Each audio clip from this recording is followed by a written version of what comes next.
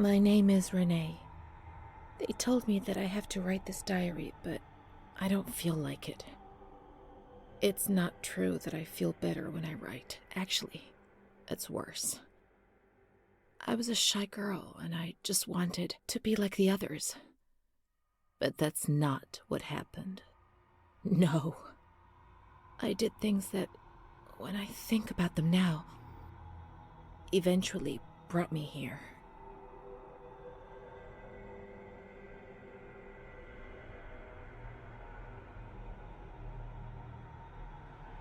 Everything started with that damned light. It happened for the first time when I was still a little girl. I was 6 or 7. I was walking outside school when suddenly the noise started to melt into an indistinct rumble. The light increased out of all proportion and everything lost its meaning.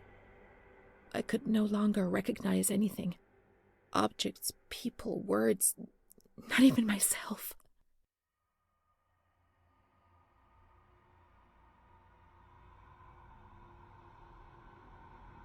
I felt fear as a physical sensation. It prevented me from moving, from swallowing, from breathing. After God knows how long, everything went back to normal. But a new fear replaced the old one. Different but terrible. Of the light coming back. And it did come back.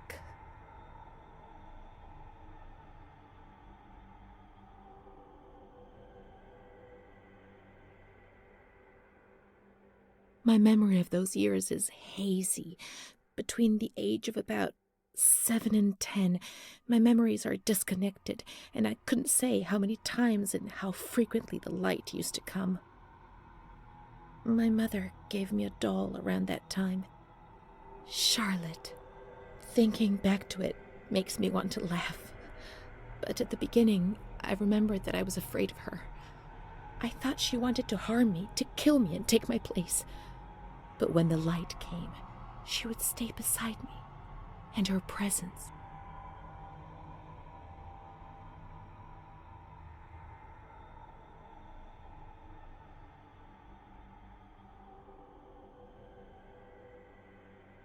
Did not disturb me. I was able to talk to her, and so she became my best friend. At least until I was in grade 2, when everything changed.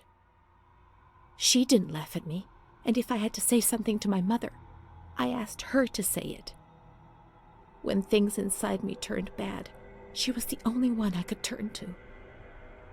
Now all of this makes me blush, but Charlotte was a real friend to me. I knew that she was just a doll. I wasn't stupid, but at the same time, she was real too. I don't know how to explain it. It's difficult. My mother would cuddle her and tell her things. I guess she was trying to communicate with me, but back then I was too afraid to understand it.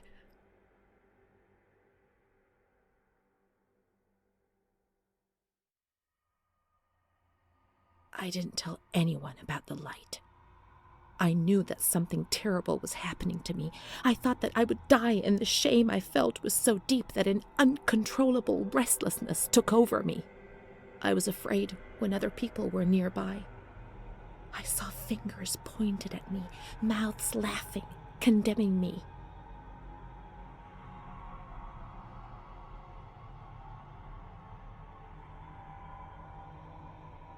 I tried to be alone. I would sit down on the ground and, curled up in the dark, I would repeat a word, any word, in continuation. This helped me not to think, not to lose myself. I would spend entire days like this, hoping that my mother would ignore me. Her compassionate words hurt me and terrorized me even more, and so I had to.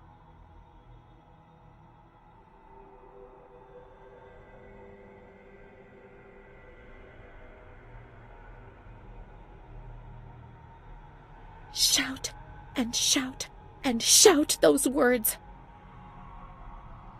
After a few days, things got better, and little by little I came out of my hiding place. But the fear was always there, under the surface, ready to strike me even harder.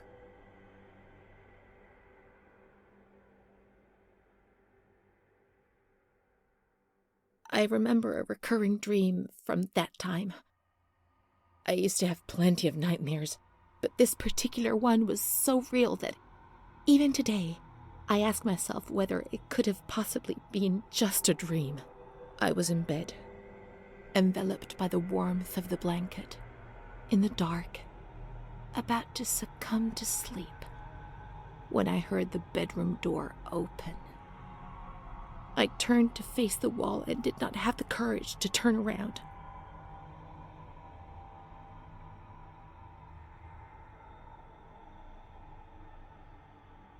I only saw a shadow cast against the wall by the light filtering in through the door.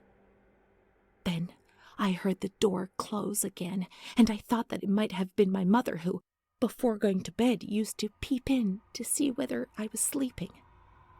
However, there was no time to breathe a sigh of relief, for footsteps approached the bed, and I heard the sound of breathing close by. Fear paralyzed me from head to toe.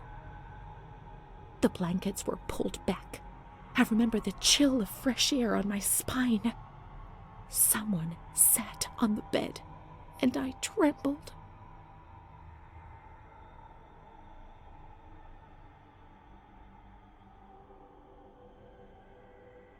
Then the dream finished.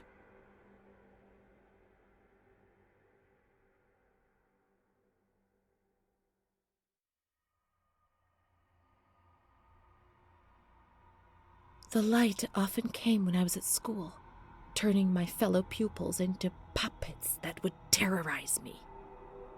To me, they appeared transformed, with the bloodied heads of animals stuck where their own heads should have been.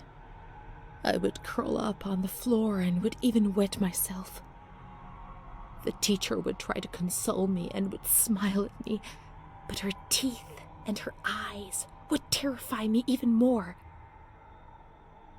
Things did change.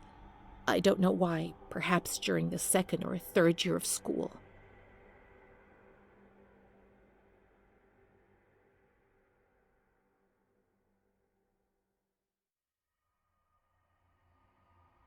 It was more or less in the same period that I became friends with Bruna. I remember the sensation of joy I experienced when I felt almost normal. The light isn't coming.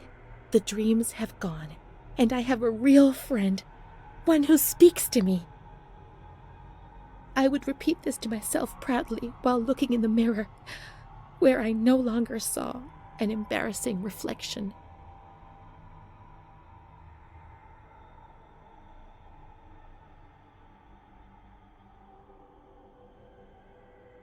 It seemed to me that the world was a difficult place, but it was no longer impossible. Bruna. I did not understand what Bruna saw in me, especially as she was almost 2 years older than me. I would tell her this every now and then, and she would joke about it, saying, "Nothing. I don't see anything in you, which is what I like about you." And then she would hug me.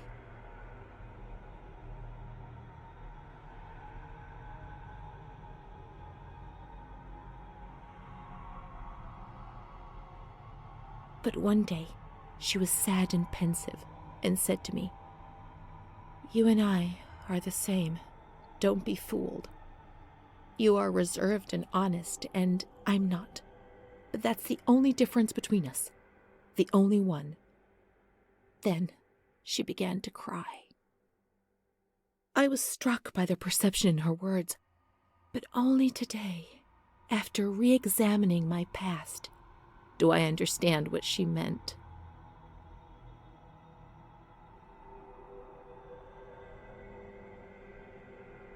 I no longer considered my body as something disgusting and ill. Far from it.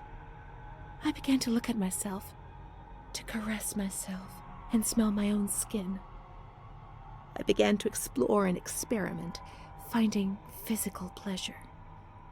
My ideas were not very clear, and I never spoke to anyone about these things. Bruna, however, spoke about them. She boasted about her love stories and her young men. To my eyes, she was very lucky, always being wooed.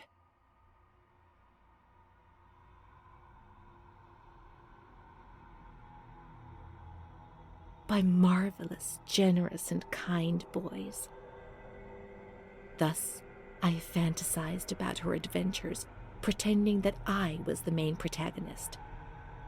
But how could I ever be like her? Occasionally I recall that she had black and blue marks on her body, but I was so naive that I did not understand. I did not put two and two together. It was Don Gino who explained things to me a few years later.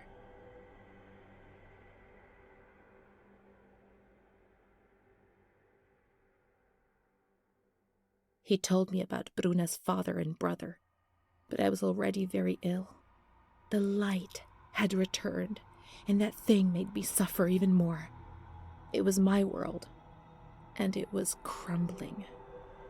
When I spoke to Bruna about it, she turned her head away and was silent for a long time.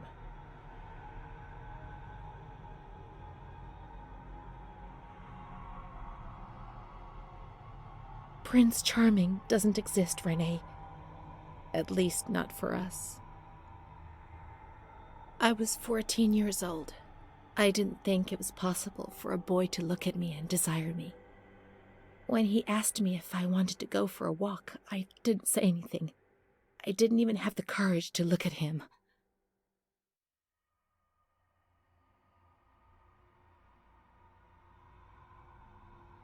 Things improved for a number of years, then suddenly everything came crashing down. One evening I came home drunk, and the following morning a terrible crisis overcame me all of a sudden. What had I done? I was terrified. I thought I'd lost my sight. The light burned my eyes from inside. The memories of the previous day emerged in bursts, images, flashes, which unleashed something monstrous inside me. Repetition of words was no longer sufficient. Now there was a voice in my head which repeated them louder than I did, and they were words of accusation and blame. So I covered my ears and shouted and hit my head against the wall and threw up.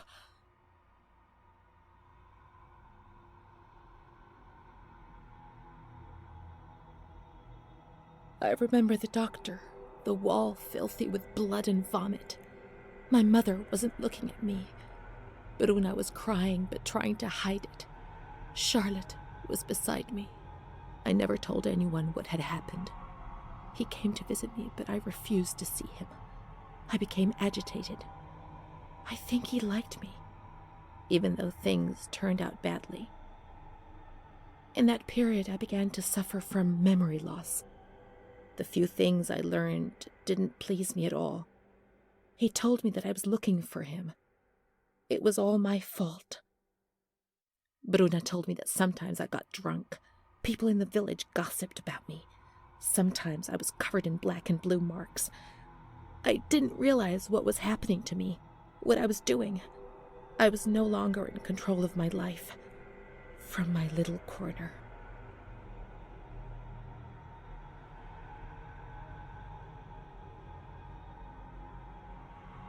He felt accused, hurt. I chased him away. I insulted him.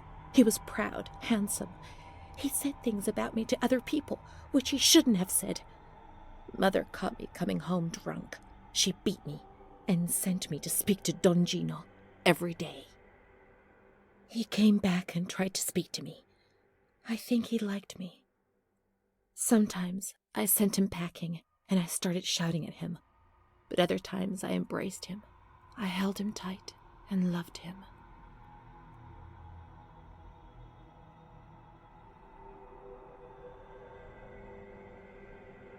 But he couldn't bind himself to me. I was 16 and ill. I had no future. I didn't get out of bed for weeks. Then I did things I was ashamed of. I slept with men. The guilt tore at my soul, and the light came back to torture me. I invented stories to justify my actions. I couldn't bear my own weight.